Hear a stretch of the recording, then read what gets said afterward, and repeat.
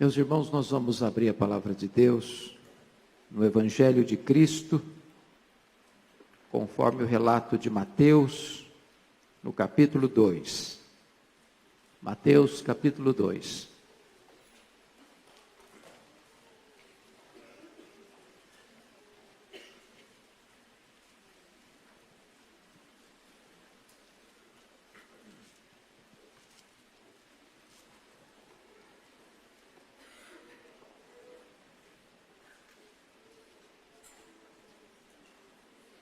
Mateus capítulo 2,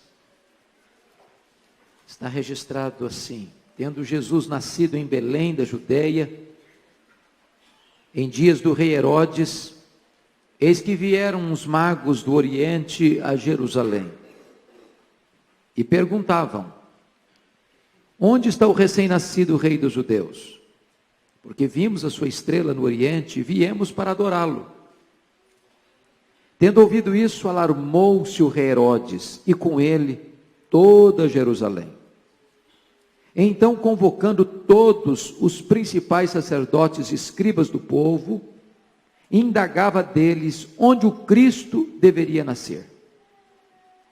Em Belém da Judeia, responderam eles, porque assim está escrito por intermédio do profeta: e tu, Belém, terra de Judá, não és de modo algum a menor entre as principais de Judá, porque de ti sairá o guia que há de apacentar a meu povo Israel. Com isto Herodes, tendo chamado secretamente os magos, inquiriu deles com precisão quanto ao tempo em que a estrela aparecera. E enviando-os a Belém, disse-lhes: e de informar-vos cuidadosamente a respeito do menino. E quando o tiverdes encontrado, avisai-me, para eu também ir adorá-lo. Depois de ouvirem o rei, partiram. E eis que a estrela que viram no Oriente os precedia, até que, chegando, parou sobre onde estava o menino. E vendo eles a estrela, alegraram-se com grande e intenso júbilo. Entrando na casa, viram o menino com Maria, sua mãe. Prostrando-se, o adoraram. E abrindo seus tesouros, entregaram-lhe suas ofertas: ouro, incenso e mirra. Sendo por divina advertência prevenidos em sonho para não voltarem à presença de Herodes, regressaram por outro caminho à sua terra. Tendo eles partido, eis que apareceu um anjo do Senhor a José em sonho, e disse: dispõe-te, toma o menino e sua mãe, foge para o Egito, e permanece lá até que eu te avise, porque Herodes há de procurar o menino para o matar. Dispondo-se ele, tomou de noite o menino e sua mãe, e partiu para o Egito, e lá ficou até a morte de Herodes, para que se cumprisse o que fora dito pelo Senhor por intermédio do profeta: do Egito chamei o meu filho. Vendo-se iludido pelos magos, enfureceu-se Herodes grandemente, e mandou matar todos os meninos de Belém e de todos os seus arredores, de 2 anos para baixo, conforme o tempo do qual com precisão se informara dos magos. Então se cumpriu o que fora dito por intermédio do profeta Jeremias. Ouviu-se um clamor em Ramá, pranto, choro e grande lamento. Era Raquel chorando por seus filhos, e inconsolável porque não mais existem. Tendo Herodes morrido, eis que um anjo do Senhor apareceu em sonho a José no Egito, e lhe disse: dispõe-te, toma o menino e sua mãe, e vai para a terra de Israel, porque já morreram os que atentavam contra a vida do menino. Dispôs-se ele, tomou o menino e sua mãe, e regressou à terra de Israel. Tendo, porém, ouvido que Arquelau reinava na Judeia em lugar de seu pai Herodes, temeu ir para lá, e por divina advertência, prevenido em sonho, retirou-se para as regiões da Galileia, e foi habitar numa cidade chamada Nazaré, para que se cumprisse o que fora dito por intermédio dos profetas: ele será chamado Nazareno. Amém.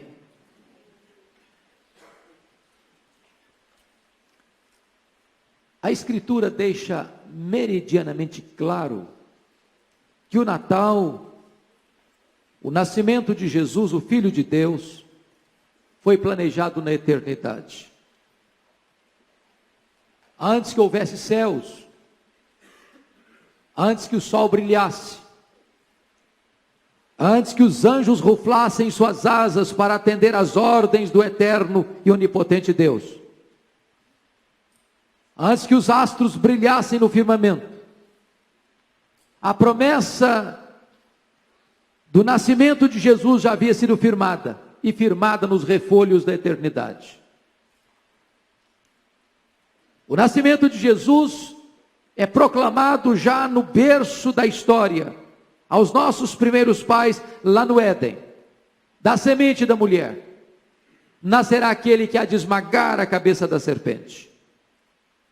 E a partir daí, todos os patriarcas, os profetas, apontavam para este dia, glorioso dia, do maior acontecimento da humanidade, do mais extraordinário mistério da humanidade, a encarnação do Verbo, Deus se fazendo homem, o eterno entrando no tempo, o infinito tornando-se um bebê enfaixado em panos e deitado numa manjedoura.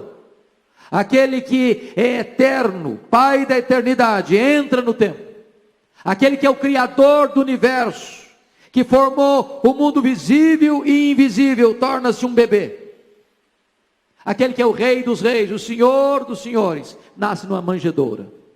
Que glorioso mistério! Deus se fazendo homem, o eterno entrando no tempo, o infinito tornando-se finito, o Deus eterno vestindo pele humana para vir habitar entre nós. Jesus Cristo, então, é prometido. E diz a Escritura que a história da humanidade até Ele é uma espécie de prelúdio, é uma espécie de preparação. Porque Gálatas 4:4 diz que na plenitude dos tempos Ele veio, nascido de mulher, nascido sob a lei. Deus prepara o mundo grego para dar a cultura, para dar uma língua universal. Deus prepara o mundo romano com a sua política, abrindo estradas, trazendo hegemonia e unidade de um grande império, para que a comunicação e a celeridade de uma mensagem pudesse ganhar rapidez e amplitude. Deus prepara o mundo através dos judeus, povo escolhido de Deus, para entregar à humanidade a revelação escrita de Deus. Quando todo o cenário estava pronto, quando toda a máquina divina estava montada, então Jesus Cristo nasce, de uma maneira tão misteriosa. Um anjo de Deus é enviado à cidade de Nazaré, pequena Nazaré, pobre Nazaré, esquecida Nazaré, mal falada Nazaré. E é curioso que o anjo chega, parece cedo demais, porque ele chega uma virgem, dizendo que ela ia ser mãe. Era um choque, era um escândalo.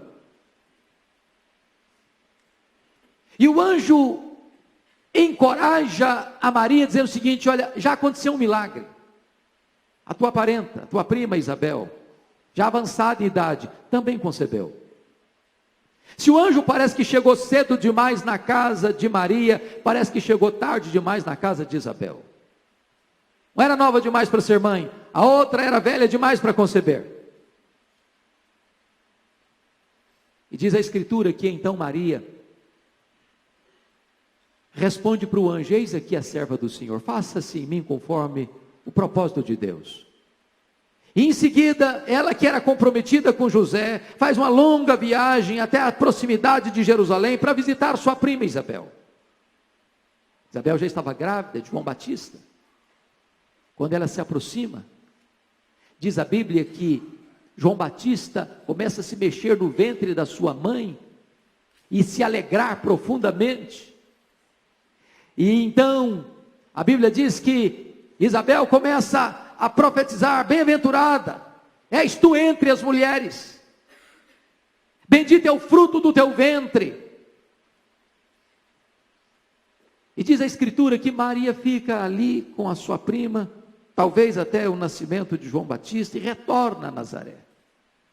Quando ela retorna a Nazaré, a gravidez dela é notória, não dá para esconder. Nem José sabia ainda os detalhes daquela visitação angelical. José era noivo de Maria. Maria começava certamente a ser alvo de comentários maliciosos.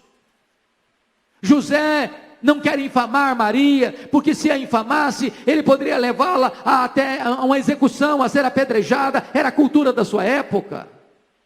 Mas diz a Escritura que, sendo ele um homem justo, resolve fugir secretamente para não incriminar Maria. Quando um anjo de Deus aparece para ele e diz: José, não temas receber Maria tua mulher, porque o que nela foi gerado é obra do Espírito Santo.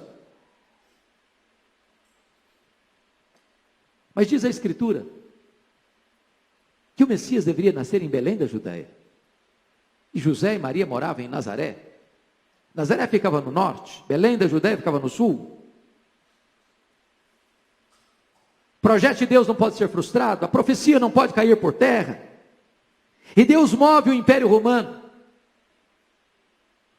para que o imperador César Augusto estabelecesse um recenseamento, e cada cidadão deveria se recensear na sua terra natal. E diz a Bíblia que José era filho de Davi, era da família de Davi, e ele tinha que se recensear em Belém.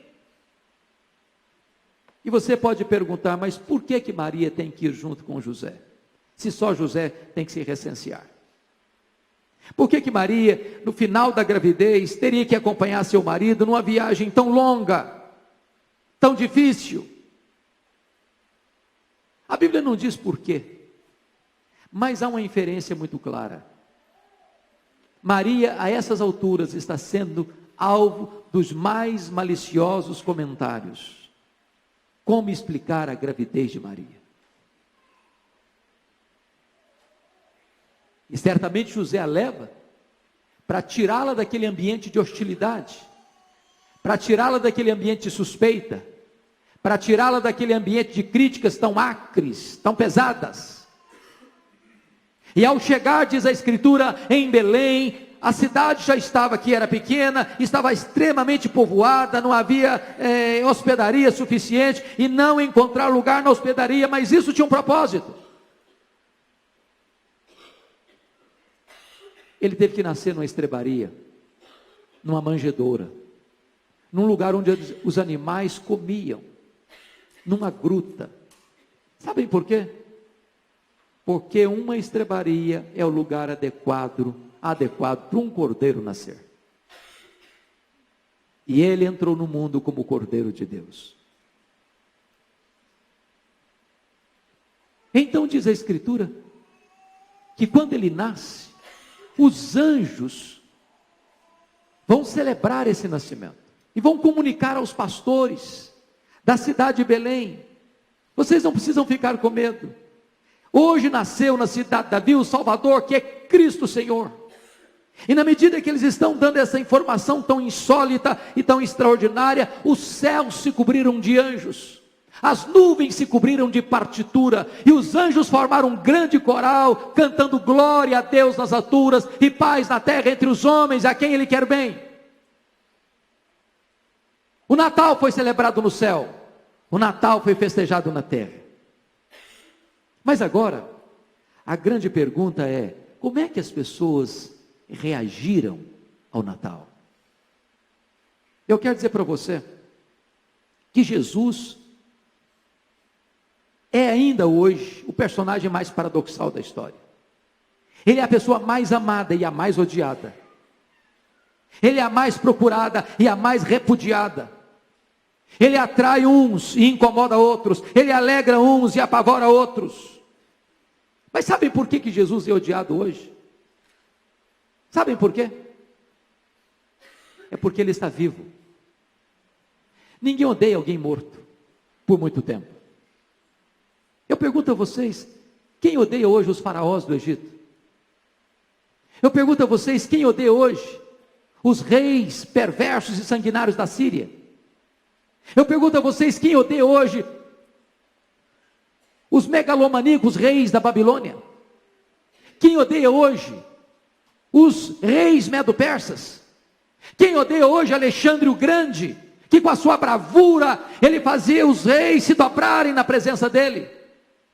Quem odeia hoje os Césares de Roma?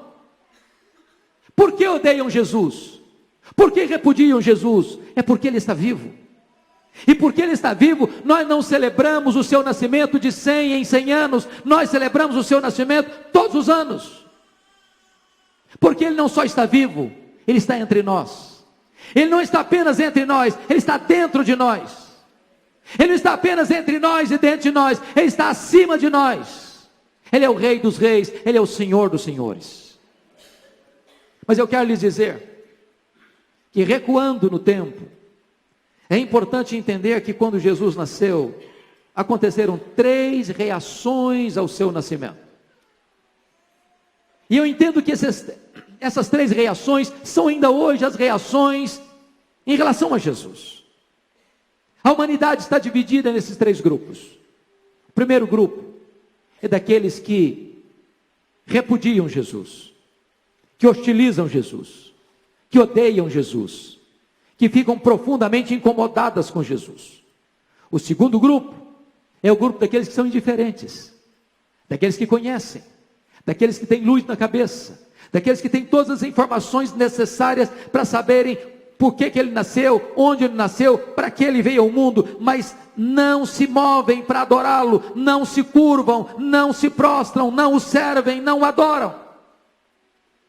O terceiro grupo é daqueles que vêm para adorá-lo, daqueles que resolvem apresentar a ele seus tesouros, ouro, incenso e mirra. Vamos ver quais são essas 3 reações, com a Bíblia aberta comigo, por favor.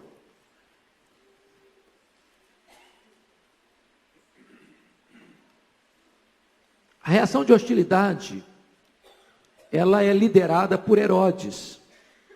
Então a Bíblia aberta aí, por favor, veja comigo o verso 1. Tendo Jesus nascido em Belém da Judéia, em dias do rei Herodes. A grande pergunta é: que Herodes é esse? Que Herodes é esse? O Novo Testamento fala de 4 Herodes. Herodes o Grande, é esse Herodes aqui. Herodes Antipas, que foi Herodes que mandou matar João Batista e que escarneceu de Jesus no seu julgamento.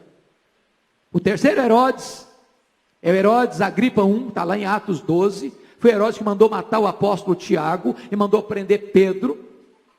E o último Herodes é o Herodes Agripa II, que está lá em Atos 26, diante de quem Paulo contou o seu testemunho de conversão e disse para Paulo: por pouco, Paulo, me persuades a me fazer um cristão. Mas quem é este aqui? Herodes, aqui é o Herodes o Grande, que começou a governar no ano 40 antes de Cristo, que por ser amigo pessoal do imperador Augusto, conquista o título de rei sobre toda essa região.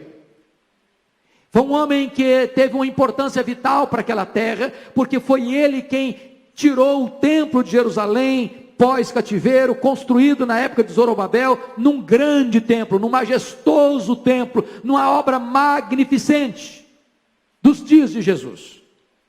Foi este Herodes o Grande que construiu o grande porto de Cesareia Marítima, dando oportunidade para que todos os produtos do mundo viessem para aquela terra, e os produtos daquela terra pudessem ser escoados para o resto do mundo. Foi esse Herodes aqui que construiu a grande fortaleza de Massada, onde 3.000 judeus se refugiaram depois do ano 70, e todos eles cometem suicídio por causa da invasão de Roma àquela fortaleza, e eles preferiram morrer com dignidade a se entregarem nas mãos dos romanos para serem humilhados. Esse homem era um homem louco, e eu gostaria de provar isso para vocês. Primeiro, Herodes o Grande casou-se 9 vezes. 9 vezes. Segundo, Herodes o Grande mandou assassinar 45 aristocratas concorrentes e pretendentes do reino.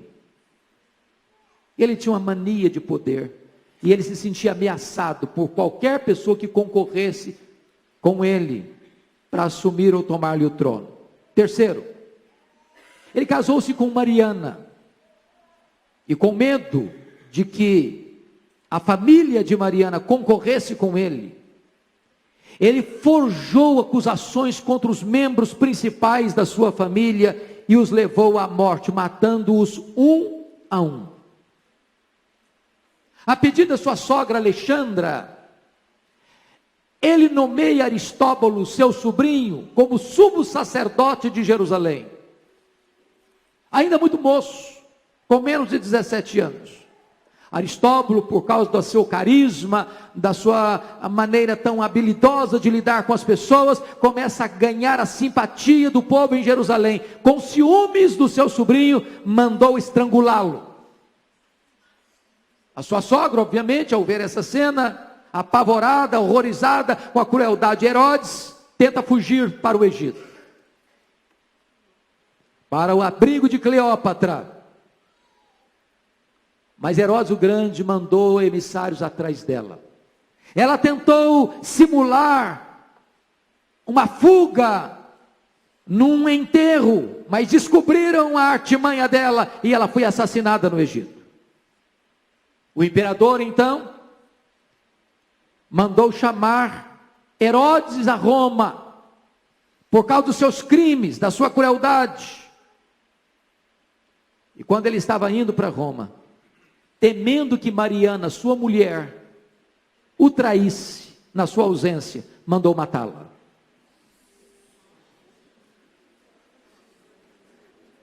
Ele tentou remediar este mal, mandando seus 2 filhos para Roma, Alexandre e Aristóbulo, estudarem em Roma. Salomé, sua irmã, do seu mesmo estofo moral, disse-lhe o seguinte: seus filhos virão de Roma mais preparados do que você, e ao voltarem de Roma, eles assumirão o seu reino. Ele não teve dúvidas, mandou estrangular os seus 2 filhos. Augusto, o imperador, fez proclamar a seguinte notícia: é melhor ser um porco do que ser filho do rei Herodes. Foi esse rei que ficou alarmado quando recebe a notícia dos magos de que havia nascido um menino destinado a ser rei dos judeus. Só assim você consegue entender o que está escrito no verso 3. Você pode ler o verso 3 comigo? Tendo ouvido isso, alarmou-se o rei Herodes e com ele toda a Jerusalém. O que é curioso, que 5 dias antes de morrer na estância hidromineral de Jericó, que ele mesmo construíra, mandou matar um de seus filhos, Antípater, para que este não tomasse o seu trono. Percebendo que sua morte geraria alegria ao povo, ele já estava em declínio em relação aos judeus, ele fez a sua irmã Salomé prometer-lhe que prenderia e mataria uma pessoa de cada família nobre, e então haveria choro na sua morte. Agora você vai entender comigo porque que este homem está tão hostil a Jesus. Então, com a sua Bíblia aberta, nós vamos ver que sinais ele demonstra de hostilidade a Jesus Cristo. Primeiro, confira comigo o verso 3 de novo. Ele está alarmado, é um pânico. Tendo ouvido isso, vindo o quê? Que havia nascido o recém-nascido rei dos judeus. Havia nascido uma criança para assumir o trono dele. Ele era o rei dos judeus. E aí que você vai entender por que toda Jerusalém fica alarmada. Porque não é motivo para ficar alarmado, um rei alarmado, uma cidade alarmada, porque o menino nasceu destinado a ser um rei. Por que Jerusalém está alarmada? Não está alarmada porque Jerusalém está alarmada. Está alarmada porque conhece a característica do seu rei, sabendo da crueldade dele, das atrocidades que poderiam advir desse fato. Segunda coisa, veja você a curiosidade de Faraó, versículo 4. Então, convocando todos os principais sacerdotes e escribas. Eu chamo a sua atenção para todos. Ele não mandou convocar meia dúzia, ou a liderança maior, ou a maioria. Ele mandou convocar todos. Todos. Todos aqui representa a totalidade do sinédrio, que era formada de 70 pessoas, liderada pelo presidente, que era o sumo sacerdote. Por que ele convoca todos? Porque ele não quer cometer o erro estratégico de que a informação venha truncada ou deficiente. Ele quer uma informação precisa de onde esse menino nasceu. Ele quer eliminá-lo, ele quer matá-lo. Terceiro, veja a sagacidade dele no verso 7. Com isto, Herodes, tendo chamado secretamente os magos, frise a expressão secretamente. Isso é sutileza. Secretamente os magos, inquiriu deles com quê? Com precisão. Quanto ao tempo em que a estrela aparecer. O que ele está querendo pegar aqui? Informação da idade desse menino. Se a estrela apareceu quando o menino nasceu, se os magos informam com precisão quando a estrela apareceu, ele tem uma noção de que idade já tem esse menino. Então, na hora de persegui-lo, ele já tem um mapa na mão, ele já tem pistas na mão para eliminar esse menino. Notem ainda, quarto lugar. Veja comigo a estratégia sutil dele, no versículo 8, parte A. E enviando-os, ou seja, enviando os magos a Belém, disse-lhes: ide informar-vos de que maneira? Cuidadosamente a respeito do menino. Então agora ele quer fazer dos magos que vieram do Oriente, seus embaixadores, para que eles tenham informações precisas, detalhadas, meticulosas. Ele quer tomar todas as medidas necessárias para cercar, encurralar e emparedar esse menino. Ainda, quinto lugar, veja a dissimulação dele, parte B do versículo 8. E quando tiverdes encontrado, avisai-me, para eu também ir adorá-lo. Aqui a hipocrisia transbordou.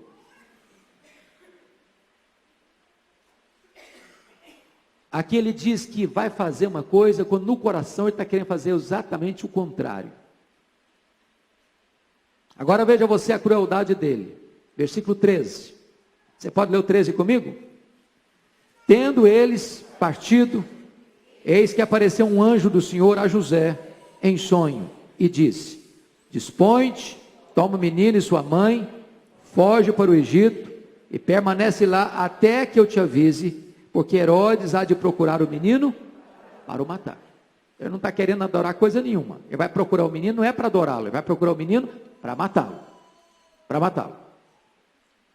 Mas veja ainda, a fúria dele no verso 16, quando os magos não voltam para dar a ele as informações que ele tinha pedido.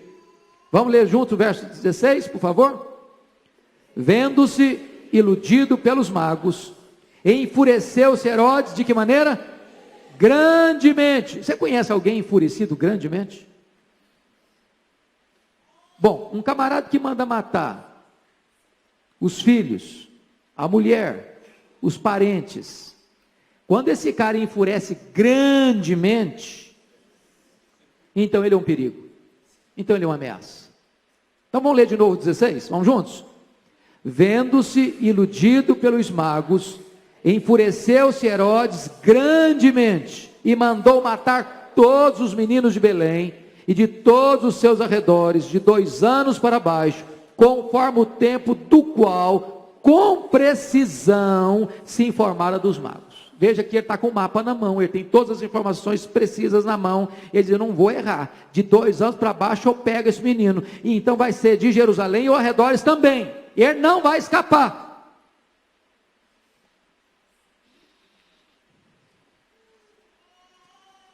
Mas irmãos, eu tenho uma notícia boa, é que que todos aqueles que perseguem a Jesus terminam mal. Terminam mal. Ninguém luta contra o eterno e prevalece. Ninguém resiste ao Filho de Deus e fica de pé. Na linguagem do profeta Daniel, capítulo 2, os reinos do mundo que se opõem a ele, viram uma pedra, não lavrada por mãos, e vai tocar nessa estátua dos reinos, e tudo vai virar pó. Vai virar pó. Olha o que é que acontece com Herodes. Veja o versículo 19 comigo. Tendo Herodes morrido. Agora olha o verso 20, parte B. Porque já morreram os que atentavam contra a vida do menino. Aqueles que perseguem a Jesus, aqueles que hostilizam a Jesus, aqueles que rejeitam a Jesus, aqueles que perseguem a Jesus, eles vão ter um fim trágico. O que lhes espera é a morte. E Jesus permanece firme, vivo, sobranceiro, vitorioso, glorioso para sempre. Louvado seja o seu nome. Mas agora, eu queria que você olhasse comigo a outra reação, a reação da indiferença. Da indiferença. E confira comigo, por favor, o versículo de número 4, e 5 e 6. Vamos juntos, 4 a 6, por favor. Então, só um pouquinho. Vamos fazer bonito? Vamos ler todo mundo junto? Vamos ler todo mundo animado? Não é para quem está passando na rua ouvir, porque aqui está fechadinho. Mas para a gente ouvir. Vamos juntos? Então, convocando todos os principais sacerdotes e escribas do povo, e indagava deles onde o Cristo deveria nascer. Em Belém da Judeia, responderam eles. Porque assim está escrito por intermédio do profeta. E tu, Belém, terra de Judá, não és de modo algum a menor entre as principais de Judá, porque de ti sairá o guia que há de apacentar o meu povo Israel. Aqui notem vocês, amados irmãos, a indiferença de quem? Verso 4 diz que todos os principais sacerdotes e todos os escribas do povo. Os principais sacerdotes eram do partido dos saduceus, os liberais, os progressistas, que não acreditavam em anjo, que não acreditavam em ressurreição, que não acreditavam em espírito. Era este grupo que comandava a religião de Israel, era este grupo que tinha a liderança sacerdotal, era este grupo que comandava politicamente a religião em Israel, porque o presidente do sinédrio era o sumo sacerdote. Quem eram os escribas? Eram do grupo dos fariseus, eram os teólogos conservadores, eram os teólogos ortodoxos, era gente que conhecia a Bíblia e conhecia corretamente a Bíblia. Aqueles que têm luz na cabeça, têm toda a informação com absoluta precisão, mas eles não se desabalam de Jerusalém para a aldeia, ou melhor, para a cidade de Belém, que fica pouco mais de 8 quilômetros. Sabe, mas não se move. Conhece, mas não adora. Tem toda a luz na cabeça, mas não tem nenhuma devoção no coração. É muito triste isso.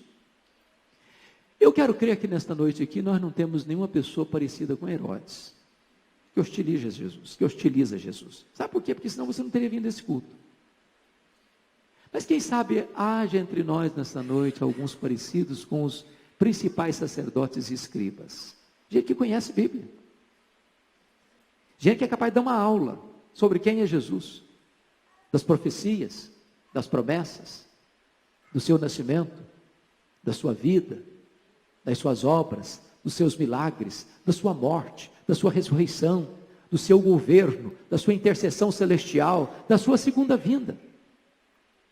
Mas gente que o coração está frio, tem toda a informação, mas não se prostra, mas não adora, mas não tem prazer em Deus, mas não se alegra em Deus. Aliás, esses escribas e esses principais sacerdotes se tornaram os principais inimigos de Jesus durante o seu ministério.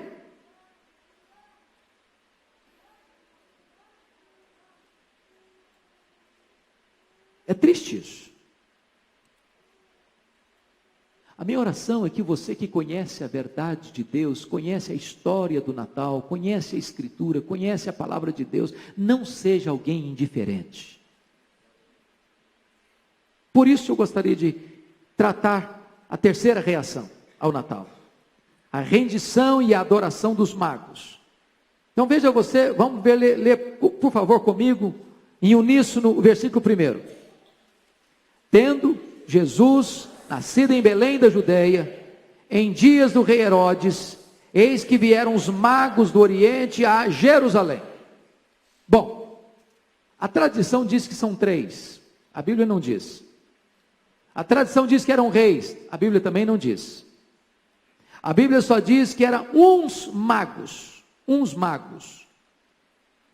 E magos aqui traz a ideia de que eles eram astrólogos, estudiosos dos astros também.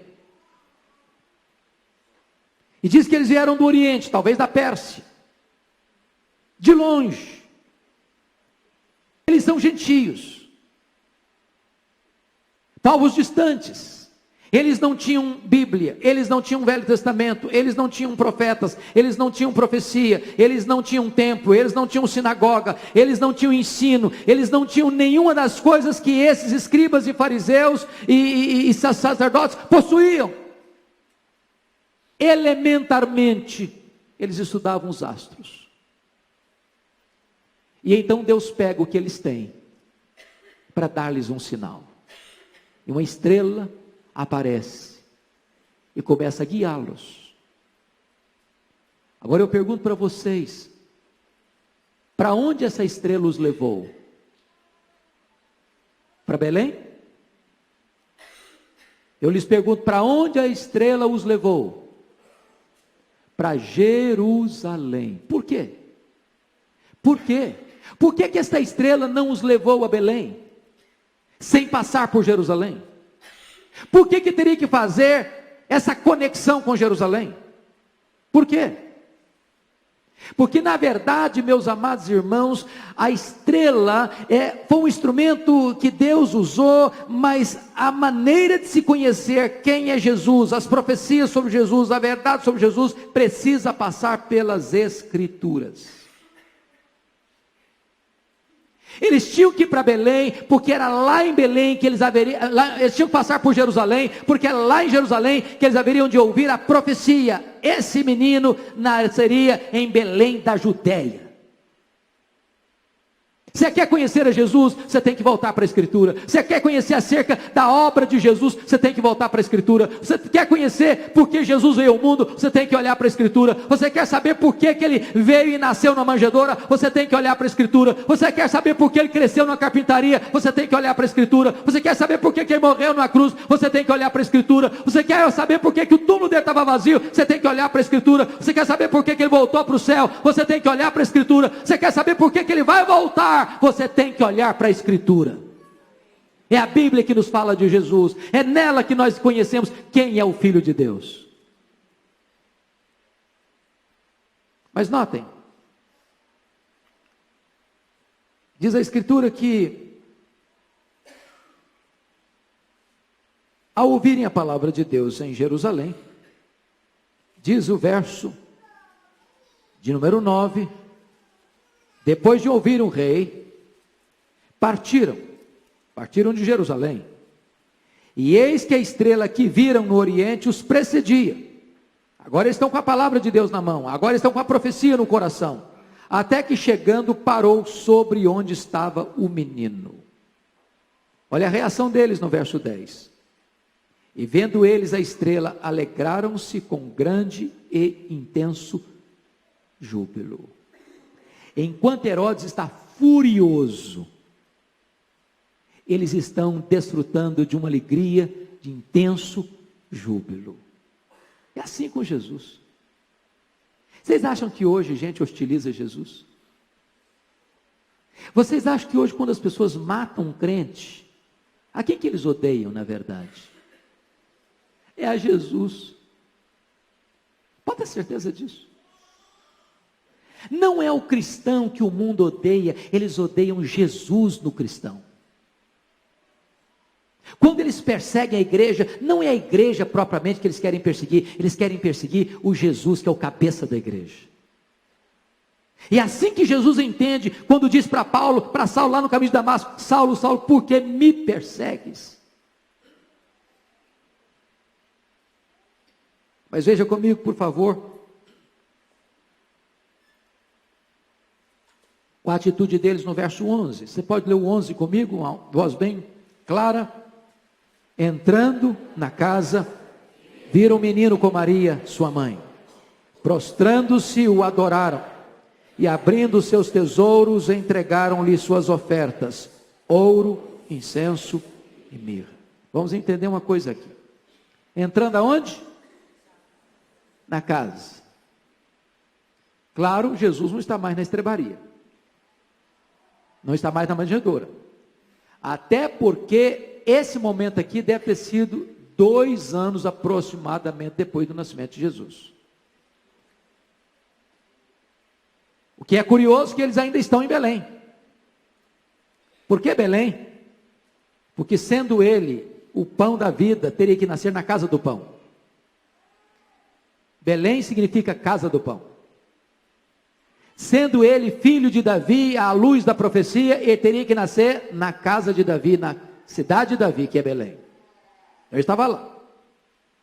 Agora, observe mais, que eles entraram na casa, viram o menino com Maria, sua mãe. E eles se prostram e adoram não Maria, mas adoram o menino. Eles não adoram Maria. Eles sabem distinguir com muita clareza a quem eles precisam adorar. Maria é uma mulher honrada. Ela foi escolhida por Deus para ser a mãe do Salvador. Ela é uma mulher bem-aventurada, não acima das mulheres, mas ela é bem-aventurada entre as mulheres. Mas a melhor maneira de honrar Maria é não ir além do que a Escritura nos fala acerca dela, nem ficar aquém. Eles não adoraram Maria, eles adoraram o menino. E notem vocês que profeticamente eles entregam seus tesouros a Jesus: ouro, incenso e mirra. Ora, o ouro representa que ele é um presente próprio para os reis, representa que eles entendem o tríplice ofício de Cristo, ele é o rei dos reis. Incenso era um produto aromático usado, por exemplo, pelos sacerdotes, quando levavam lá no altar do incenso, que representa as orações dos santos que sobem à presença de Deus. Quando eles entregam incenso para Jesus, eles estão reconhecendo que ele é o sumo sacerdote, aquele que veio ao mundo para ser o sacerdote e o sacrifício, e oferecer a si mesmo como sacrifício, no altar da cruz, como sacrifício pleno, perfeito, cabal e irrepetível. Quando eles entregam mirra, mirra também é uma essência, é um perfume, via de regra usado para embalsamar as pessoas que morriam, representando que ele é o profeta de Deus que veio, o profeta de Deus que trouxe a mensagem, e ele próprio é a mensagem, que ao morrer na cruz e ressuscitar dentre os mortos, ele seria de fato o Salvador do mundo, o nosso grande Deus e Redentor. Eles entendem isso. O que é maravilhoso é o que está escrito no verso 12. Você pode ler o 12 comigo? Sendo, por divina advertência, prevenidos em sonho, para não voltarem à presença de Herodes, regressaram por outro caminho à sua terra. Deixa eu dizer uma coisa para você: toda pessoa que encontra Jesus, retorna por um outro caminho. A vida muda, a conduta muda, o coração muda, a mente muda, os valores mudam, os conceitos mudam, e não dá para andar mais na mesma estrada. É preciso voltar por um outro caminho. Hoje eu gostaria de fazer uma pergunta para você: qual tem sido a sua reação em relação a Jesus? Estamos chegando mais um Natal. O que é Natal? Cultura brasileira enfeita as ruas, bota luzes na praça, as lojas ficam enfeitadas. É bem verdade que esse ano não estão tão enfeitadas assim. Você chama a família, faz amigo X, troca presentes. De vez em quando a gente escuta um bom musical como hoje à noite. Mas e aí? Que postura você tem tomado em relação a Jesus? Eu sei que você não é um Herodes, louvado seja Deus, eu tenho certeza disso. Você não chega tanto. Mas quem sabe haja entre nós aqui alguns escribas e sacerdotes. Sabem tudo, conhecem Bíblia, nasceram num berço evangélico, sabem repetir essa história, a exaustão, sabe os detalhes. É em Belém da Judéia, não pode ser em outro lugar, a Bíblia está dizendo isso. E você cita a Bíblia, você conhece a Bíblia, você lê Bíblia, você ensina a Bíblia, mas esse negócio já não mexe mais com o seu coração, não mexe mais com a sua vida. Você não se desabala para ir a Jesus, para adorar a Jesus, para servir a Jesus, para se alegrar em Jesus, para proclamar a Jesus. Quem sabe hoje a gente possa ser movido, estimulado, encorajado por esses magos, por esses gentios, por esses que não conheciam, e Deus lhes dá uma revelação tão simples, tão elementar, para que essa revelação elementar, uma estrela, um astro, pudesse levá-los à palavra de Deus. E quando eles encontram a palavra de Deus, eles olham para Jesus, eles se curvam diante de Jesus, eles professam que Jesus é o Rei dos Reis, é o sumo sacerdote, é o supremo profeta, eles o adoram. Quem sabe você nesta noite possa assumir esse compromisso nesse Natal. Eu vou me prostrar a Jesus, eu vou adorar o meu Senhor, e eu vou dizer para você que a vida não faz sentido enquanto você não se prostra para adorar a Jesus, enquanto os seus joelhos não se curvarem para adorar a Jesus. Ele está aqui nesta noite, Ele está entre nós. O que você vai fazer com Ele? O que você vai fazer com Ele?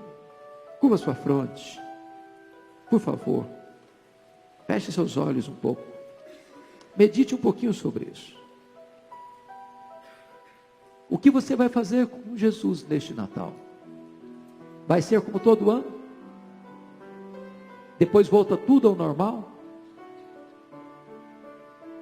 Ou quem sabe você hoje possa dizer: Senhor, eu quero te servir, quero reconhecer que Tu és o Senhor da minha vida, eu quero reconhecer que Tu morreste no meu lugar, eu quero reconhecer que Tu és a mensagem de Deus para mim, e eu quero voltar por um outro caminho, Deus, para proclamar que Tu és o Senhor da minha vida, que Tu és a razão da minha vida, que Tu és a minha grande alegria, o meu maior entusiasmo para viver, a minha esperança, a minha riqueza, a minha herança, a minha alegria, a minha paz, a minha vida.